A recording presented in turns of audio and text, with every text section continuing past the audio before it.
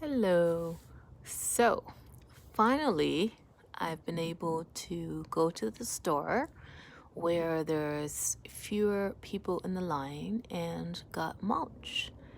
So, I put the only thing that was left in the store is black cedar mulch, which I bought, and I put in a couple inches thick of the mulch on top. So I think overall it's looking better. It looks more polished. It looks clean. It looks um, it looks good. So I'm really glad that I got a chance to do it before the season ended. So anyway, I usually do mulch at the beginning of the season in the spring when things just about to come up, but I didn't get a chance to because we were in quarantine because of the corona virus. Anyhow, so I just did it today, and I'm really happy with it. So anyway, so look at these roses here. I can't help but admire these because they're like the highlight of my garden right now. And if you look, like I've got I think some midnight masquerade penstemon here, which I just planted this year, so it's quite small. And I wanted to do like three, so one, two, and then possibly one here. So one, two, three, or one, two, and three, and then move this peony somewhere else. But I decided that I couldn't move the peony yet because usually the best time to move it so that it still flowers next year is in the fall. And right now we're in near the end of June, so I figure it's not going to be a good time for us to translocate this. So I planted one, and hopefully I'll be able to maybe possibly move this and like over here where I have some space here. I already have a peony here. It gets a little bit of a shade, actually a lot of shade from this limelight here, so it doesn't flower as well, but I did manage to get four beautiful blooms out of it. It's like a light pink. It was gifted to me when we moved in this house, so I don't know what variety it is because it didn't come with a tag, but this is a white one, and I haven't seen the flowers yet because I did move it last fall to this location. It was somewhere else before, and because I moved it, I'm not going to expect it to get any more flower for at least a couple of years. But anyway, so I'm afraid to move it now because really I decided that last minute I wanted to move it here. This is like a yellow Asiatic lily, excuse me, a light yellow, but anyway, I'm gonna wait till the fall. So hopefully from now till the fall I will be able to get a couple more of these, just plant one here and possibly one right in front of it, because I like, usually my rule of thumb is to plant things in threes so you get a bigger show when they do bloom. And these happen to bloom like, I would say like about over a week ago, but it's like I checked the tag. It is actually Dark Tower, not Midnight Masquerade, sorry. And I did say Midnight Masquerade, but it's actually a Dark Tower. It's like a Husker red version, but it's a bit shorter, and the leaves are a bit more red than the Husker red. And the flowers, instead of white, they're like a bit more lavender, which I think it's gonna be gorgeous because everything around here is pretty much white. So I've got Weigela here that's like a whitish and phase to a pink, and it didn't flower well this year, so I don't know why. Possibly because it's not getting enough sun. So the yard here this way is north, so this would be west. So I'm thinking it's not getting enough sun, so it gets mostly morning sun and not enough sun throughout, because when the sun moves this way west in the morning, and then during the day it moves starting east, and about, I would say, noon, that's when the sun actually goes overhead and it goes to the other side, so it doesn't get much sun after after 12 p.m. So I'm thinking possibly because it doesn't get enough sun. That's why it doesn't flower as much. But it did flower mostly in the back and on the side here and this side. And the flowers are now dying. So this side didn't get much until now. So who knows? Anyway, again, this is a fairly new garden and this was moved again last year. So we'll wait another year to see how things go. And if not, I may have to move it to a more sunny or location. So we'll pan around this way. I have it's like a, I forget the name, but I have to check out the tag. But this is an astilbe. This I brought from my previous property before we moved to this location. It's just a memory from my husband. He gave it to me on Mother's Day many, many years ago. So I took a piece of it and brought it to this new house.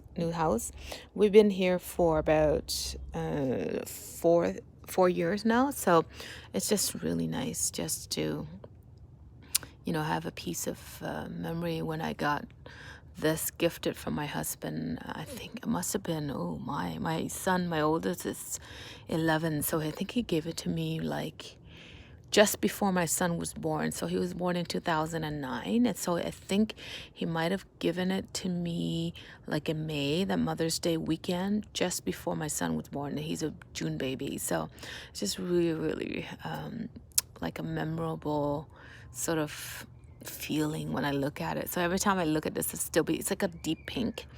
Anyway, when we like when it blooms, I'll show you the color again, and I probably still have the tag just for memory. But that was again Mother's Day gift in 2009, so like 11 years ago. That's just really good memories right there. And then I've got one here which is a lighter pink. This blooms a little bit sooner, the astilbe, so you can kind of see like the sort of a light pink, right? That's very pretty, and it kind of complements the pink of the eglantine rose that I have here. So can't wait to see it in full bloom. And this, I think I got it the following year, so like 2010, from the old property what we moved in. Again, these are just like, I took a piece from the old property where we used to live, just for memory, because everything that's given to me for Mother's Day, I value it. And so I try to sort of, keep it with me wherever I go. And I have another stone crop that was given to me when my husband, I think it was on our wedding anniversary, August. We got married in 2004. So I think he gave it to us the following year, gave it to me the following year. And I have a piece of it that I brought again from the old house. And it's like right in front of the house. At the front again, like I like to keep these things just for memory because I think it's just really precious. And I love getting plants for Mother's Day because it lives with you in your mind and it's like with you wherever you go, right? But anyway, so I just thought like I just want to show you what it looks like with mulch. Finally, when I'm able to go to the stores. But unfortunately, wherever I go, most of the stores now don't have much. And whatever they have, it's usually the black, which I'm kind of glad because I think I like the black. It looks quite polished. So I really, really like that look. And as you can see, just putting the mulch over and the eglantine rose petals have already fallen down and made a little bit of a mess. But you know what? It's going to dry up and it's going to look beautiful still. So I think with the black, like you can see how it looks so beautiful now.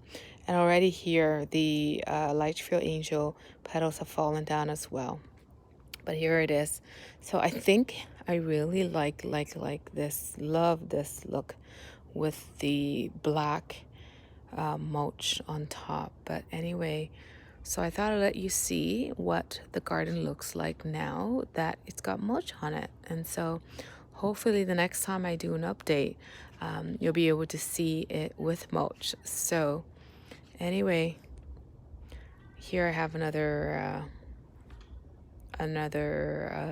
penstemon, Again, it's a dark tower, not the midnight masquerade. I thought I might have bought two, like a midnight masquerade, like two types, and a dark tower, but I'm not sure which one's which. But this one is one of them, and then the other one is right about here. So anyway, I'm not sure which one's which because they look quite similar to me, and you can't really tell which one's which.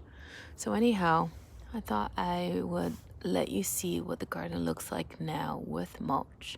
So hopefully we'll be able to show you more of the plants as they come out. So the next video I'm probably going to show you will be the hydrangeas, because they're all about to open up pretty soon in the next week or so. But this one, as you can see, this is I think it's a wee white, I think, and it grows to about 1 to 2 feet tall and wide. I'm not sure, but anyway, when I'm ready to do the video, I'll show you the tag. But it looks like it's about to bloom, and I love these. I think this was planted last year, but once I'm ready to do the video, I'll show you the tag and also the blooms. But it does look like it's about to open up, and it's got a weird sort of a, I don't know, it doesn't look white. It doesn't look like some of the other arborescent, because I do have one other variety here. I think this is a like the big ball. It's not the old variety. It is one of the new variety. But anyway, so when I'm ready to do the arborescent hydrangea video, I'll be able to show you the tag, and I'll look it up and I'll give you the actual name. But this again looks sort of scrawny because it was a bigger bush before. It was planted in this space, and I think we've been here for 4 years, so it took over this whole entire space here. And what I decided to do was to plant this arborvitae here, which I love, because I think, it's good to have a variety of different colors in the garden. That contrast and gives you sort of the different layers. So then I removed most of it. I kept a piece. I think it's incredible. I remember that. It's an incredible hydrangea, and it grew so big, and it was so massive. It took this whole entire area here.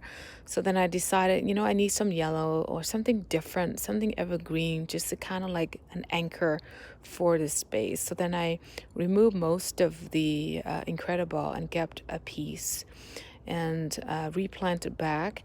And I was going to cut it all the way back in the spring, but I decided against it because I just kind of like, I don't know, because I wanted the stem to be a bit stronger. I know Incredible is supposed to have stronger stem, but apparently it wasn't, possibly because of the way my garden is spaced out. Like I don't have enough space for it, and also I have like a private fence in the back, and that could be the reason why the air is not circulating. So possibly the stems were not able to grow as strong as they would be if you had more space for them to grow. I don't know.